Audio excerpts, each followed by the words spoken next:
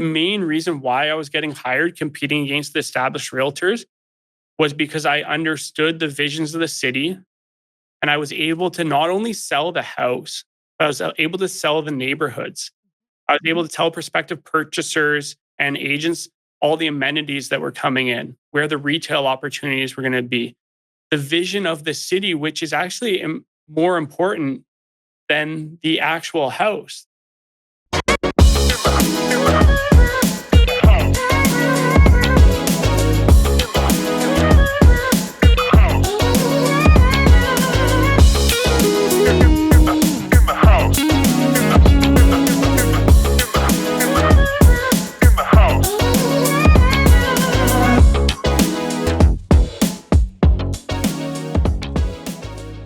Hello, everyone. Welcome back to In the House podcast. I'm Tony Singh. And I'm Jenny Woon. And we have our very good friend, Bill Laidler, in the studio today, well, virtual. Hi, Bill. How are you? Hi, Jenny, Tony. Nice to see you. I'm doing great. Looking good? Yeah, you look good. Your second baby since the first episode. Yeah. Second time on the podcast, too. It's great. It's good to be here. Yep. We're trying to keep up with you, Tony. Okay. We have to get 3 in line for next year. Thanks, Bill. Okay, so for those of you who are not yet familiar with Bill, you do need to know him. Bill is the owner and creator of Laidler Academy, the Multiplex Intensive Development Course, which he offers to realtors just like us, and Laidler Development Lands. So you're really a jack of all trades.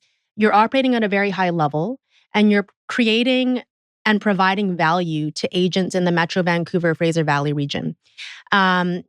Let's start with all of the changes that everyone's been talking about in terms of the provincial legislation to increase higher density zoning in pretty much every municipality.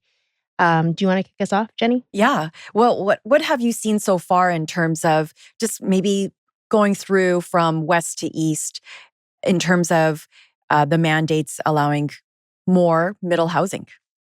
There's really 3 different categories in ways that cities have implemented the provincial mandates. The provincial mandates were to require between 4 and 6 units on single family and duplex properties across BC and especially in Metro Vancouver. The first set of cities are fighting it. They don't want it. And they're looking to exclude a majority of the mandates.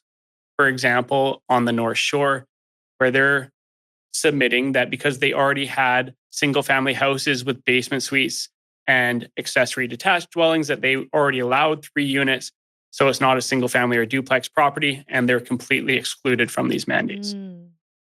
Few cities are taking that path. We'll see what the province says. The province was clear that if they thought that the cities were being deterring housing on purpose, that they were going to step in and implement the zones for them. We'll see. So, Bill, just in relation to your point there, what 3 cities then, besides North Van or the 2 other ones, are giving a lot of pushback? And contrary to that, which cities seem to be hopping on the bandwagon and embracing the higher density zoning? District of North Van, New Westminster, very limited application. That's surprising. Very surprising.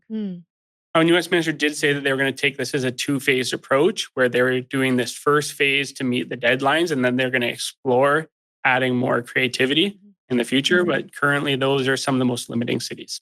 Okay. And then what about in terms of the cities where it's ripe and vibrant for multiplex opportunities? Before we get to the fully embracing cities, there's another group, and this is more the majority of cities that have adopted the mandates. They've updated their zoning bylaws.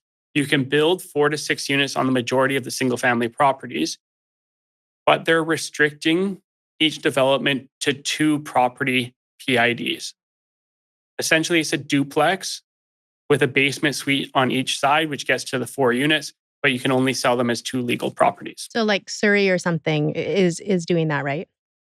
That's Surrey is the biggest city that has had that limited implementation. Okay, and why? Why do you think? Or what have they said?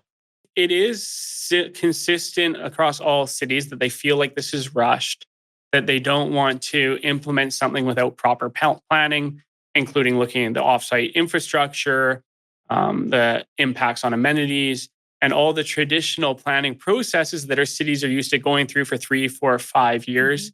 To be forced to do this in 6 months seems like it's too much for a majority of them to take that full embrace. The way that the few cities that I'm sure you're about to ask which ones are taking it full steam ahead, which is Burnaby, Vancouver, they've had it in place for about 9 months.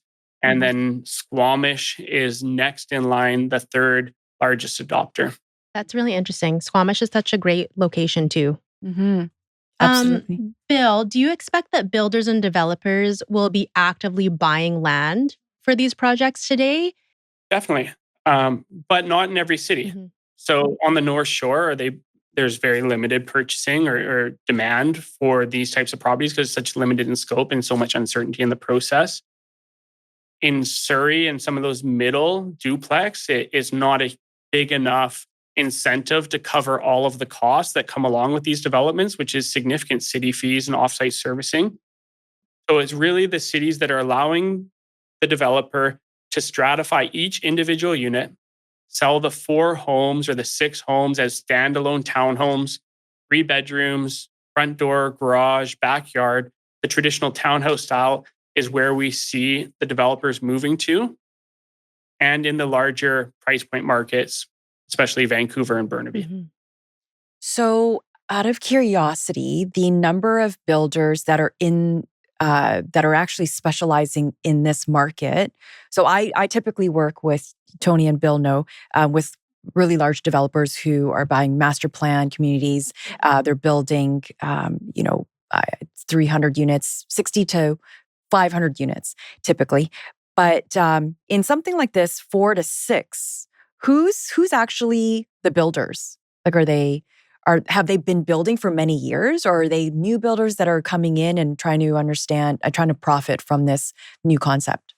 There are new builders coming in, and we've seen groups like Lightwell Developments, who is part of the Multiplex Intensive, coming from other markets into Vancouver real estate because of this opportunity. So there are new developers coming into town and creating new business models around this opportunity. On the more traditional side, the single family home builders, who we all know and love, the backbone of our careers in residential retail, have never wanted to go to townhouse sites because they like to build. They do not like to go through a 3 to 4 year city approval process where they're going through rezoning, they're going through community design meetings, they're doing readings at council. And with this multiplex opportunity, we're skipping that entire design process. So those single family home builders can actually do what they've always wanted to do, which is build at lower gross sale prices, but skip all the red tape. Do you think that the single family builders who are looking to venture into multiplexes have a large learning curve ahead of them though, even in terms of, I guess if you're 5 strata units plus, right, you then are falling under REDMA, and there's a whole different set of rules. Do you think that there's a high learning curve there, Bill? This increases the value of the realtor significantly. There is a learning curve. There's a learning curve for all of us. This is our new reality in selling detached homes in Greater Vancouver, and we're all navigating this process together. Those single family home builders are most likely best equipped to make that jump because it is actually a simpler build than a detached home. With a traditional detached home, you're building a basement and you're going underground. These multiplexes are slab on grade.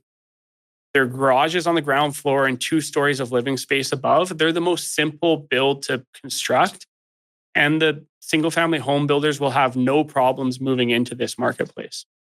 Really interesting. And I'm just out of curiosity, when I work with the large developers, they've done smaller projects where it is slab on grade and it could be a very small complex, like 12 units. And to them, they're like, it's not worth it for us. It's way too small. So it allows this group of single family home builders to come into this market because the bigger builders just don't really want to touch these lot sizes. They can't, they have so much staffing and they have so much back end administration that it's the same amount of work to do a 4-unit as it is to do 100 units or 500 units. So to invest into the high quality staffing and have such small scattered sites, the larger groups most likely won't move into it. I would even say like analysts, engineers, like all the support teams are going to be much, much busier because then they're going to be, recruited for this middle housing projects. Definitely. There'll be a big demand on consultants. What about then with these multiplexes, and it's so new, how do you foresee it affecting the presale market in terms of larger scale developments? This could be one of the most interesting and likely unexpected implications of the provincial announcements. Previously, when we were developing properties, we knew that there was such a long lag time that we had protection on the supply side, that even if when we got to market, there wouldn't be that much that we're competing with. And it didn't require as much focus on interior design as what a competitive marketplace would be, where there's more buyers than there are sellers, and you really have to be the best product in order to attract the buyers. With the reduced process for multiplex, we will see more product coming to the market, and buyers will have the opportunity to pick and choose exactly where they want to be, what product they like, and the quality of build based on the track record of the developer. It could be one of the biggest net benefits to buyers is the increased competition in the marketplace. Mm-hmm. Mm-hmm. Are we at all concerned about, like, especially in Burnaby, my understanding is that there's not a necessary process in the development permit now. Maybe share with our listeners what that means, Bill. But at the same time, are we at all concerned about continuity, how our street fronts will look like, control of schematics on that? Sounds like you're concerned about what our street frontage are going to look like, Jenny. Especially my neighborhood. Me too. My wife, if you ask my wife as well, we have a nice view. And if they put a multiplex in front of us, our view is going to get blocked as well. Yeah. It's definitely a concern, and it's going to be a changing landscape. Some of these where you have 60-foot lots, you might have 6 garages side by side, and it'd be a wall of garages on the street. So that's going to be really interesting. It's going to be really interesting to see what happens there. What's the alternative? We have continued politicization of housing, mayors and councils who are reactive to people who don't want housing in their backyard. And we've never really been able to find that nice balance where there's consistency in the process while also giving the public control over the design process. I would say that there's less tasteful designers or designs of homes, and they're just not well designed versus the architecturally designed homes on the west side that I see. Like, that would be wonderful to but of course that comes with a cost. Well, I guess though, do you guys think that the city, like for example, take Burnaby, since they've been embracing all of these new rules and regulations, do you think that they're going to implement more stringent guidelines for landscaping and design as the multiplex permit, as everything comes in? This was Jenny's first question. What's happened to the process? So previously we had rezoning. And then once you had rezoning, you would go to development permit. And then you would go to building permit. And the development permit is the form and character of the buildings. Rezoning, okay, we're going to allow you to build this big of a building. You're going to have this many units. Once you pass that, you go to development permit, which is what does your building look like? Some cities, like Port Moody, when they've adopted the multiplexes, had a very robust conversation around the council table about what type of requirements they're going to put on for this design. And they're going to be bringing back policy in the fall, mandating different types of design, specifically working to address the questions and comments that we've identified here. I expect that some cities will take that design requirement and it will become very complicated and convoluted, and will ultimately mean that not very many builders will build in those communities, and they won't have the increase in family-oriented housing. Yeah, that makes sense. That's a valid concern. This is the best case scenario, and this is what I hope would happen in terms of design. If we have a city like Burnaby that you can have a great opportunity to build a lot of family-oriented housing, that there will be more opportunities to buy than there will be buyers. And then that will cause the buying market to be the judge of what the design will be. If there's enough opportunity, when the developer just tries to slap up a very low cost block, the buyers won't go to that, which will cause it not to get built. And the buyers will be able to dictate the streetscapes and the quality, and will push developers to be very mindful and bringing some of that uniqueness in so that we do have great streets that people want to live on, and that product's getting absorbed at a high level. Mm-hmm. Well, I guess though, in saying that, if a development takes 2 to 3 years, depending on the size of it, maybe shorter, who knows? Are you thinking then that we would actually need to see what happens in those 2 years for what absorbs, or are you thinking it's going to be sooner? Well, let's take the example. So Tony was able to source a site for us, and we're working through the design for a property in Burnaby. And there's 3 different design concepts that we're thinking about on what we could build at different qualities. And the best case scenario is that we could take this to market as a pre-sale, see whether the market likes the design that we have. But because we haven't been stuck in a 2 to 3 year rezoning process, if the market doesn't react well to our creativity, we could relaunch it with a new design. And that we have that ability to maneuver based on market feedback immediately, because we no longer have to go through rezoning and development permit, and we are able to market what we want to build and see what the buyers want to see. Mm-hmm. You talked about lot characteristics or qualities.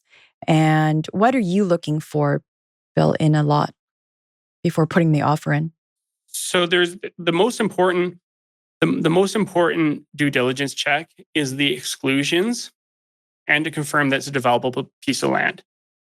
So exclusions include, was it a duplex or a single family property previously, to ensure that the regulations apply to that property? Was there environmental restrictions on the property? How many units can you build based on its proximity to the frequent transit network, or in Vancouver based on lot size? And importantly, and often missed, are there any covenants or building schemes on title that restricts multiplex from being able to be constructed, even if the city would allow it in the zoning bylaws? Mm-hmm. We already made that mistake early in the multiplex intensive, where we wrote on a property, and it wasn't until after we wrote that we realized that there was a building scheme on title that restricted that opportunity. And ourselves doing due diligence, and the agent spent 5, 6, 7 hours working towards that after a full day's lost worth of time, when a simple check of the title would have steered us in a new direction very quickly. Mm-hmm. Absolutely. On a typical contract of purchase and sale, we have our subject conditions. Are there any other conditional clauses that we need to be adding? We use a very broad general feasibility condition clause as the overarching due diligence. The important part about that clause is, what do you do once you have the property under contract? Extremely important to get it surveyed and to get a civil concept plan completed with feedback from the city before you commit to a purchase, because there is a risk that the infrastructure upgrades in those neighborhoods could be north of $300,000 per development, significantly affecting the feasibility of the development sites. Mm-hmm. And Bill, for the agents that are listening that are not familiar with either of those 2 items, perhaps they're just looking at getting into multiplex sales, what is the approximate cost of those 2 due diligence items at the very beginning? The survey is approximately $5,000, can be less. $5,000 is a good budget. And similarly, you can have a civil engineer review a site for $2,000 to $2,500. In an initial stage, if you want to get city feedback and go through the pre-application process, it would grow from there. And how long should that condition be? Once we have certainty, so in Vancouver, where there's a decent amount of certainty because they've been working through the process for the last 9 months, 3 to 4 weeks should be sufficient. And for a property that is in a well-known area, you can probably get through it in a shorter time period. And into the future, once cities like Burnaby have seen the first ones be approved, 3 to 4 weeks should be sufficient. Currently, because we're still working through exactly what everything means, we're looking for at least 60 days, preferably a 90-day feasibility condition for the properties that we're purchasing. Mm-hmm. Bill, how would you say that all of these massive changes, both at the provincial level and municipal levels, have affected your development company's business model? Similar to what we talked about with the single family builders moving into multiplex, I'm not at the level of the larger developers with the cash reserves and the patience to wait through 5 to 7 year rezoning. So we're going to see a group like ourselves moving down from multifamily into multiplex as it creates an opportunity to get more projects off the ground in a shorter period of time. We're moving a majority of our resources into the Burnaby marketplace for multiplex developments. And do you think other developers will follow suit? I mean, if Burnaby has more lax rules and they're supportive of these changes, wouldn't it make sense then that developer owners in other areas would perhaps unload or keep the other land value sites further out, longer term, and then reinvest the funds perhaps in Burnaby and similar areas? Definitely. Definitely. Groups like Lightwell that we've worked with, they're coming from institutional backgrounds and they're moving into multiplex in a big way. And once the revenues get ironed out and once we see clearly what the costs are, the institutional pension funds, larger banks, they will start backing the developers to move into this process because of that 2 to 3 year turnaround compared to that 5 to 7 year turnaround. Mm-hmm. Good point. If there's an agent who wants to list a single family house that has potential, and then they end up accumulating other listings that are adjacent to that property, is it up to that listing agent to prepare all of these performas or due diligence, or maybe even have like an idea of it before they price the home?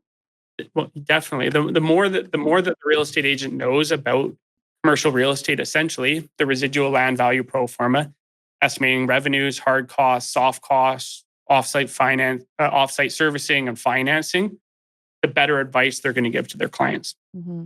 I see that on there's two sides. The multiplex side, the 4 to 6 units, it will become a new standard of care, a new level of agency that every agent must know. And if they don't know it, then they will be breaching agency to their client. It's not there yet, but agencies based on what a standard realtor would know or would do. And this will increase over time. And I believe that realtors who don't understand it are breaching their duty of care to their clients. Mm. That's on the multiplex side. On the TOA side, if a realtor doesn't understand that, I suggest that they're breaching their duty of care to their client today. When you start looking at sites for 4 to 6 stories for high rises, if you don't have experience selling in commercial real estate, the clients can significantly either waste time and go through additional stress or undersell the property. Yeah.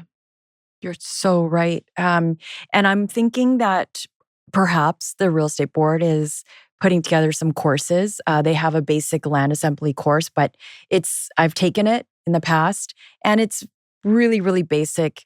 They're teaching you how to door knock. They're not really teaching you how to number crunch or anything like that. What tips, you have an intensive course that Tony and I are currently running through at the moment. And I know that you have, it's very comprehensive. It's really intense and everybody needs to commit to that amount of time to take that course. What other resources can agents go to learn more about this topic? So on the TOA side or the higher density, even when I was doing over $2 million a year in commissions, 120 properties per year, every single land assembly site, I co-listed with a commercial broker. I had partners, Craig Ballantyne with Cushman and Wakefield, Brandon Harding with NAI.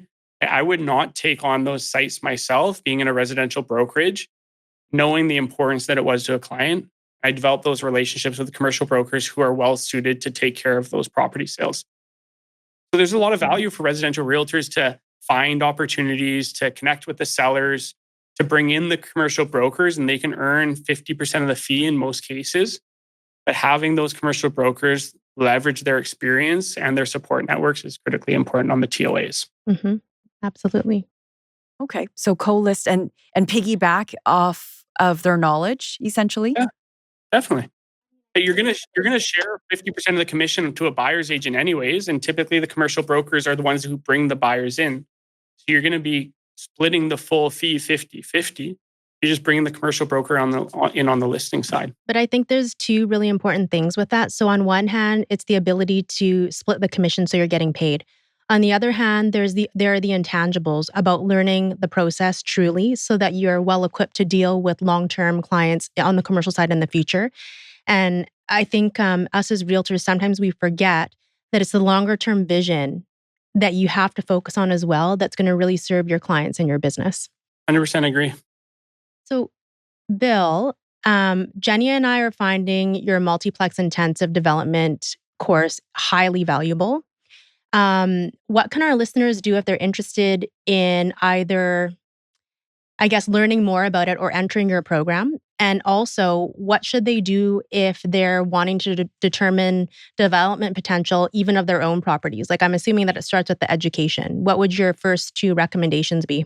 So we talked about what to do in the TOA side. If your realtor doesn't have the knowledge on the multiplex side, the 4 to 6 units, the easiest and fastest way to get the information for your clients is to reach out to either ones of yourselves who have gone through our multiplex intensive and co-list with you so that you can help them navigate that process and work with those sellers to find the right pathway forward. Mm-hmm. We have 20 agents that have gone through it. All 20 agents would be the best resources for co-listing and to earn those listings and provide the highest quality of service. If the agent wants to learn themselves, then we're launching new programs later this summer. You can go to laidleracademy.com and you can apply for the next Multiplex Intensive. We don't run big groups. We keep them small so that they can be highly valuable to the people in the group and you don't get lost in the shuffle. And there's already filling up now. So put in those applications. If you don't want to learn it yourself and you have a property that you would like to develop, then we have two options. You can either engage us for a feasibility study where we'll give you 3 design options, a pro forma, and we'll navigate the city process with you. Or the last option is you can joint venture with us. And that's especially for any homeowner who either wants to retain brand new units on site or wants to share in the profit. We can structure a deal where we co-develop the multiplexes and you can be partners with us throughout the entire process. Bill, I don't know if there's a straightforward answer for this. If a seller is in an area that has a lot of potential, but they're not really needing to sell or they're not motivated yet, their question to an agent is, should I sell now or hold on to it? Depends on what city you're in. Okay, let's just say it's Burnaby. If I had property in Burnaby and I didn't need to sell, I would hold on to it. If it was a good development property, I wanted to sell, I would hold on to it, or I would joint venture with a developer to realize the entire gain. Okay, and then their next question is, well, how much more would I get if I waited? So the easiest comparison that we can take is look at what townhouse land was selling for in that neighborhood. So, for example, majority of my business was in Coquitlam. We've sold a ton of townhouse, traditional slab on grade land for between $250 and $285 per land square foot. 10,000 square foot lot between $2.5 and $2.85 million. So that's where I see the upward potential being for land values. It might not completely hit the full townhouse values because there's going to be so much supply that it's not like when townhouse is designated, you only have 20 lots to purchase because the OCPs were so limited. And that's most likely going to be the skinniest margins of what developers are willing to pay for townhouse land in those highly competitive previous OCPs. Mm-hmm. Makes sense. One last question. Mm-hmm. I do. Yeah.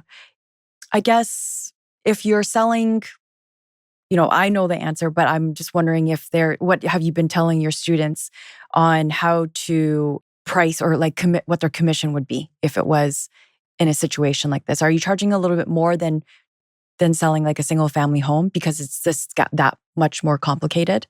I'll leave that to you guys. What do you guys think? What's the best strategy in terms of commission? You're definitely providing more value. It's a much more difficult sale to navigate. So there is increased value from the real estate agents. What do you guys think? That's the thing, because sometimes if you're selling 3 to 4 lots at the same time, maybe it's just the one, I would charge more. I would be charging more. Yeah, possibly. I mean, I would consider it a lot more work. Mm-hmm. But I guess it always comes back to providing value.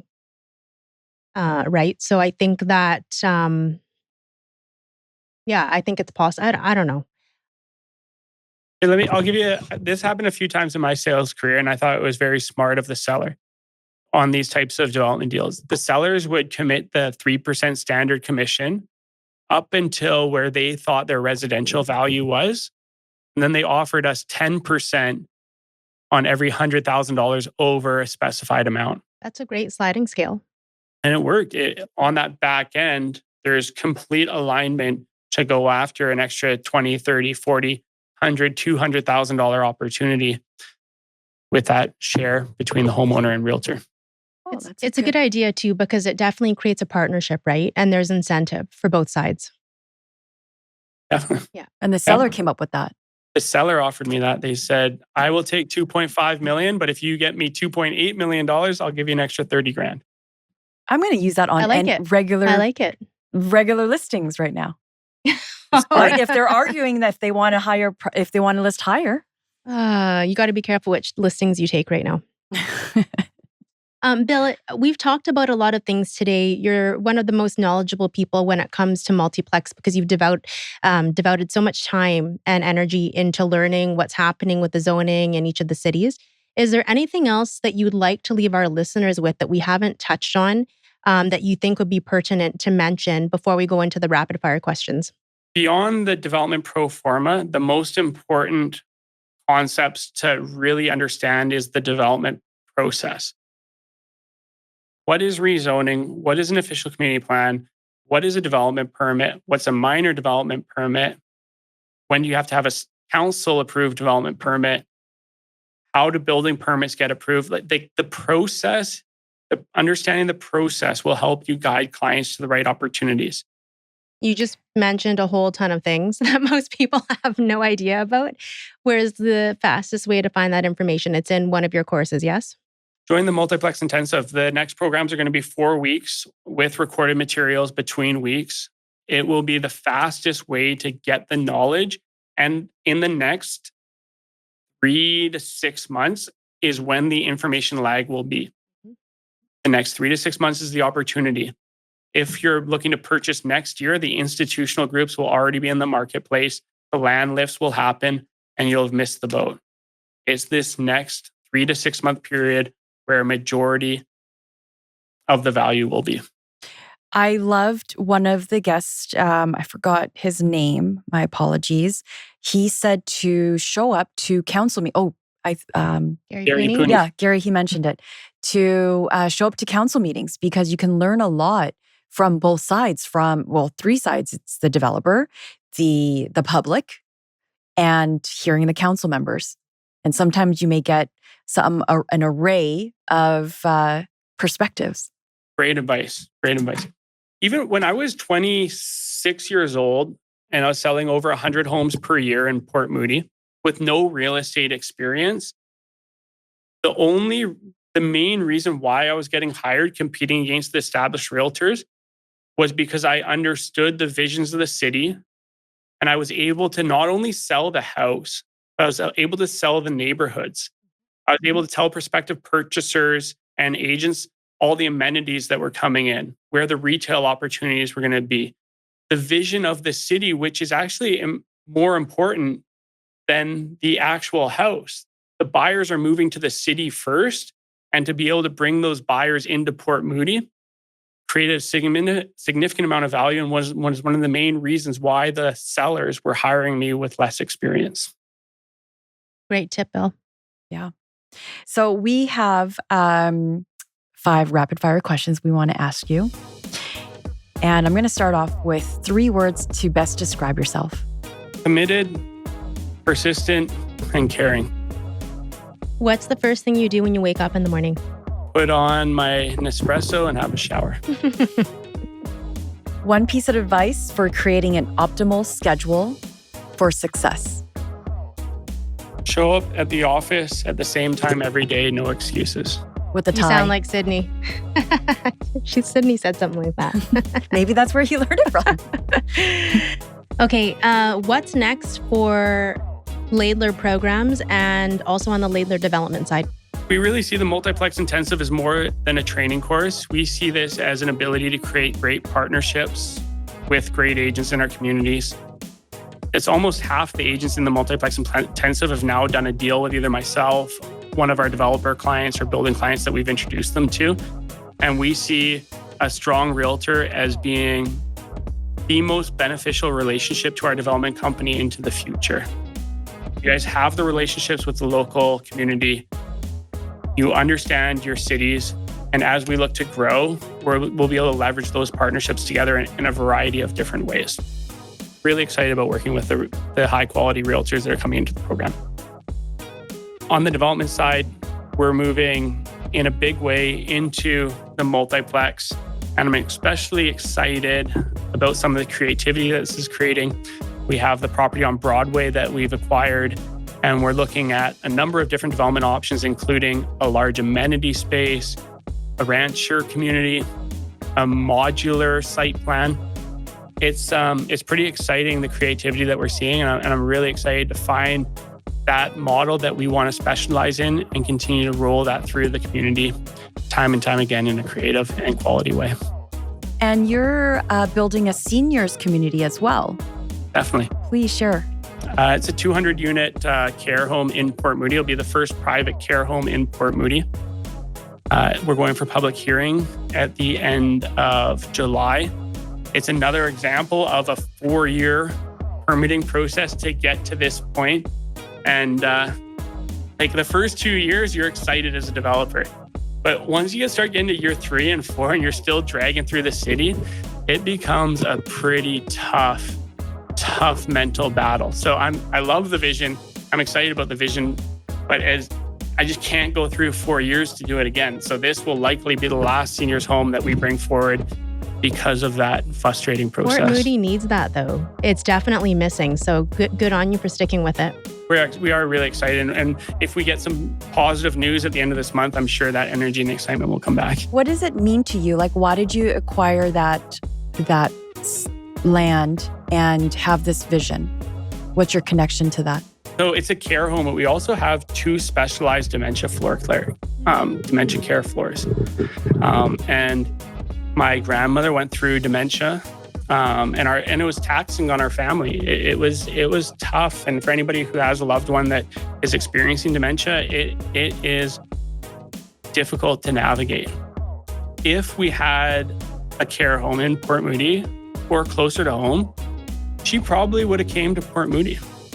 But because we didn't have anything close, she ended up going to Alberta, closer to other family, and it's one of those things I always thought of, like, why don't we have this, and how much of an impact it would have on our families' lives and I'm sure other families within our community.